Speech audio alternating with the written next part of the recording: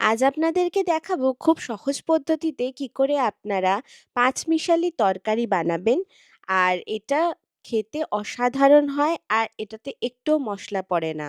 তো তার জন্য আমি নিয়ে নিয়েছিলাম বেগুন, গাজর, মূলো, আলু, একটাই আলু দিচ্ছি কারণ সবজিই বেশি দেবো, কুমড়ো, ফুলকপি আর হলো পালং শাক।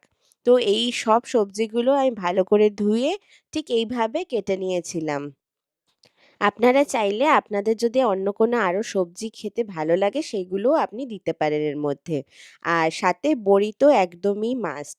তো আমি এই বড়িগুলো ১ম এ ভেজে নেব কড়াইয়ে তেল দিয়ে বড়িগুলো লাল, লাল করে ভেজে নেব আর ভেজে তুলে রাখবো কারণ একদম লাস্টে দেবো। তো দেখুন একদম কোনো মশলা ছাড়া কিভাবে এই তরকারিটা বানানো যায় আর সত্যিই এটা শরীরের পক্ষে খুবই ভালো।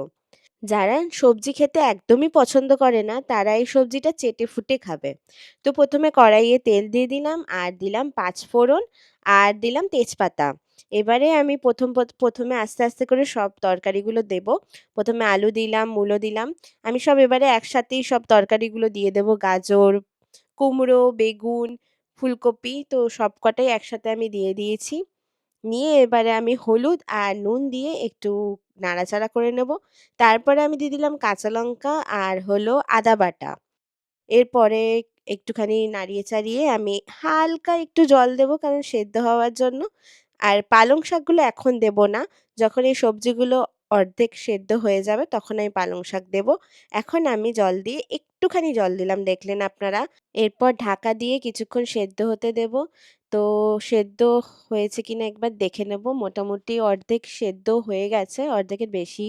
এরপর আমি দিয়ে দেব পালং শাক। কড়াই ভর্তি করে পালং শাক দিয়েছিলাম কিন্তু যখন সেদ্ধ হয়ে যাবে তখন একটুখানি হয়ে যাবে। তো এই তরকারিটা সবচেয়ে ভালো লাগে আমার খেতে। আর সত্যি খুব ভালো হয়। আপনারা ঠিক এইভাবেই বানিয়ে দেখবেন একবার। আর আমি কথা দিলাম যে আপনারা বলবেন যে সত্যি অসাধারণ খেতে হয়েছে। আর এরপর আমি বড়িগুলো দিয়ে দিলাম। বড়িগুলো একদম লাস্টের দিকে দিলাম। আর একটু সেদ্ধ তো হতে হবে বড়িগুলো কিন্তু যাতে গোটা থাকে তাই লাস্টের দিকে দিলাম। গোটা দেখতেও ভালো লাগে আর খেতেও ভালো লাগে। তো একটু নুনটা কম লাগছিল বলে একটু নুন দিয়ে দিলাম।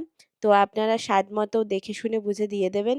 আর মিষ্টি তো দরকারই তরকারিটার জন্য তো একটু চিনি দিয়ে দিলাম মিষ্টির জন্য। এবারে একেবারে লাস্টে আমি দিয়ে দেবো সর্ষে বাটা, একদম অল্পই সর্ষে বাটা দিয়েছি। সর্ষে বেটে সর্ষেটাকে একটু ছেঁকে নেবেন।